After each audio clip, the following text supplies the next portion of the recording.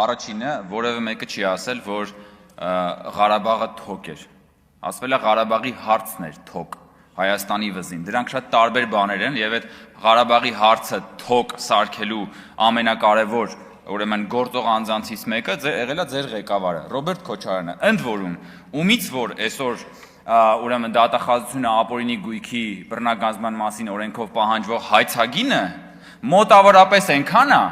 ինչքան որ հիմա պետությունը վարկ է վերցնում Ղարաբաղից տեղահանվածների բնակարանային խնդիրներն ապահովելու համար։ Պետությունը 250 միլիոն վարկ է վերցնում, որ Ղարաբաղից տեղահանվածների բնակարանային հարցերը լուծի։ Ռոբերտ Քոչարյանից ապօրինի գույքով մենակ հաստատված հայցագինը կազմում է $200 միլիոն։ Ղարաբաղից մեկ այլ, բայց ոչ բռնի տեղահանված Ռոբերտ Քոչարյանի, որը եկել է ու այստեղ դառել է դոլարային մուլտիմիլիոնատեր։ Բա մի հատ դրա մասին էլ խոսացեք, կամ ասում եք, բանը ես ասեցի, ասում եք պարոն Կոնջյանն ասեց, որ այնտեղ հեղաշրջում եղավ։ Ես այդ